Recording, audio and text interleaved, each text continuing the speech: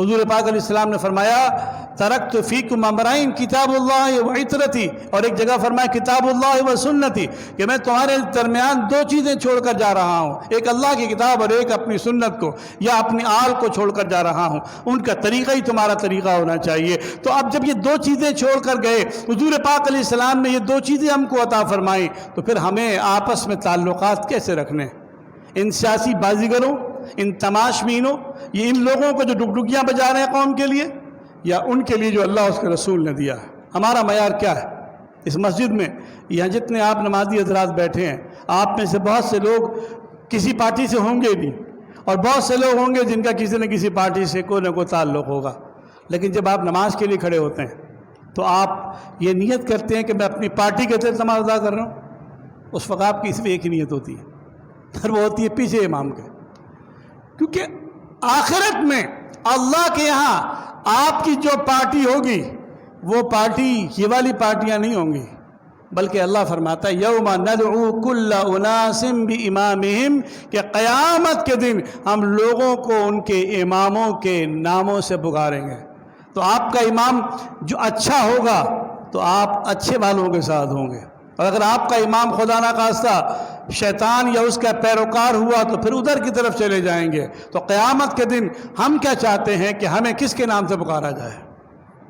ہم چاہتے ہیں کہ محمد رسول اللہ صلی اللہ علیہ وسلم کے مبارک نام سے ہمیں پکارا جائے۔ اے رسول اللہ کے امتیوں، سرکار خود فرماتے ہیں قیامت کا دن ہوگا، اور قیامت کے دن میں لوگوں کو ان کے اعضائے وضو سے پہچانوں گا۔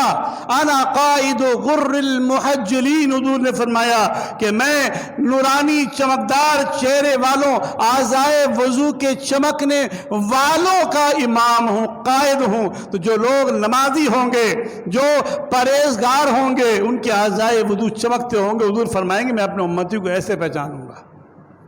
اب قیامت کا دن تو یہ ہے کہ حضور پاک علیہ السلام اس طرح، تو ہم کیا چاہتے ہیں کہ قیامت کے دن ہماری پہچان کون ہو؟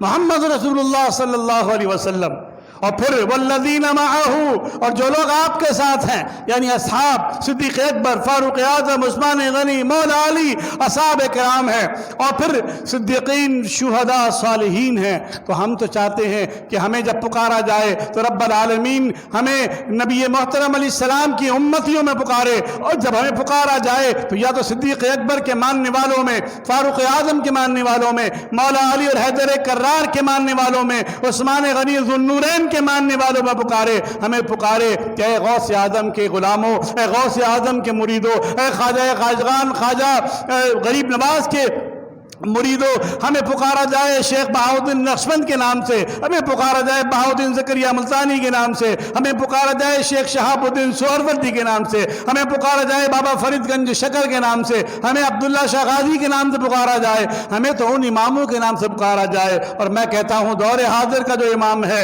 وہ امام جناب امام احمد رضا کے نام سے ہم کو پکارا جائے کہ یا رسول اللہ کہنے والوں، امام رضا کا سلام پڑھنے والوں، مصطفیٰ جان رحمت پلا کو سلام پڑھنے والوں، اس نام سے پکارا جائے، اس لیے کہ یہ لوگ مقبولان بارگاہ ہیں، یہ اللہ کی بارگاہ مقبول ہو گئے ہیں، ان کے نام سے پکارا جائے گا۔ اور خدا نہ خواستہ اگر آپ یہ نعرہ لگا دیں کہ یہ تم عمرہ کرنے گئے ہو، اس سے بہتر جلسہ کرنا تھا، تم حج کرنے گئے ہو، اس سے بہتر جلسے میں آنا تھا، تو اب ذرا انتظار کر لیجئے، یوم ندعو کل اناس بامامہم، قرآن کریم قیامت کے دن لوگوں کو ان کے اماموں کے نام سے پکارے گا۔ تو اب کون سے امام کے نام سے آپ جانا چاہتے ہیں؟ وہ جو گالم گلوچ بریگیڈ ہے ان کے نام سے، جو کل جھوٹ بولتی ہے اور آج جھوٹ بولتی ہے ان کے نام سے، کہ جو ایسے جن نعرے لگاتے ہیں قرآنی میں اور جب اقتدار میں اختلاف میں ہوتے ہیں تو کچھ اور کہتے ہیں، ان کے نام سے پکارا جائے؟ نہیں، ہم تو چاہتے ہیں کہ اللہ تبارک و تعالی جب ہمیں پکارے تو محمد رسول اللہ صلی اللہ علیہ وسلم کے نام سے پکارے۔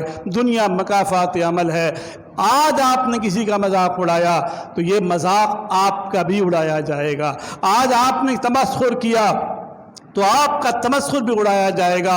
اور آخری بات عرض کر دوں، یاد رکھو کہ جب رسول اللہ صلی اللہ علیہ وسلم کی ذات مبارک کی بات آتی ہے تو اللہ تبارک و تعالی جو ہے یہ سختی کے ساتھ منع فرماتا ہے کہ اللہ ان ٹھٹا کرنے والوں کے لیے کافی ہے۔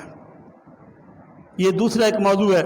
وقت چونکہ زیادہ ہو گیا، اللہ کریم کی بارگاہ میں عرض گزار ہیں کہ اللہ تبارک و تعالی مجھے، آپ کو، ہم سب کو دوبارہ سے غور کر کے، فکر کر کے اپنے آپ کو بدلنے کی توفیق دے. خبردار خبردار خبردار، آپ پارٹیوں کے نام پر، آپ ان لیڈروں کے نام پر، ان حکمرانوں کے نام پر، صاحبان اختیار و اقتدار اور حزب اختلاف کے نام پر اپنے بھائیوں میں، محلے داروں میں تفریق مت کیجیے. یاد رکھیں، مرنے پر جنازہ کے لیے یہی آئیں گے. آپ کے یہاں بچہ ہوگا، آپ کی خوشیاں منانے یہی آئیں گے. آپ کی شادی بیاہ کی تقریب ہوگی، منانے یہی آئیں گے. اپنے بھائیوں میں ان سیاست دانوں کے فساد کے نام پر آپ میں کوئی تفریق نہیں ہونی چاہیے. اور آخری بات بالکل عرض کرتے کرتے مجھے یاد آیا کہ کمال دیکھیں، ایک بھائی ایک پارٹی میں ہے اور دوسرا بھائی ایک پارٹی میں رہ کر وزیر کیا بن جاتا ہے، خزانہ بن جاتا ہے. اور دوسرا بھائی جب دوسرے میں آتا ہے تو وہ گورنر بن جاتا ہے. دونوں ایک ہی گھر میں رہتے ہیں، ایک ہی باپ کی اولاد ہے، وہ تو نہیں لڑتے. آپ کو کچھ نہیں ملتا پھر بھی آپ لڑ رہے ہیں. یاد رکھیں کہ اگر دین کے نام پر نکلے تو امید ہے کہ اللہ قبول فرما لے گا، لیکن اگر دنیا کے نام پہ نکلے تو رسوائی آپ کا مقدر ہوگی. لا يسخر قوم من قوم عسى ان يكونوا خيرا منهم ولا نساء من نساء عسى ان يكن خيرا منهن. یاد رکھیں کہ تم میں کوئی مرد کسی دوسرے مرد کا تمسخر، ہنسی مذاق نہ اڑائے، اور نہ کوئی عورت ایسا کرے دوسری عورت کے لیے، مبادا کہ وہ مرد جس کا مذاق اڑایا جا رہا اور وہ عورت جس کا مذاق اڑایا جا رہا ان مذاق اڑانے والوں اور اڑانے والیوں سے بہتر ہو. اللہ کریم ہم سب کو عقل سلیم کے ناخن لینے کی توفیق عطا فرمائے. وآخر الدعوانا ان الحمد للہ رب العالمین.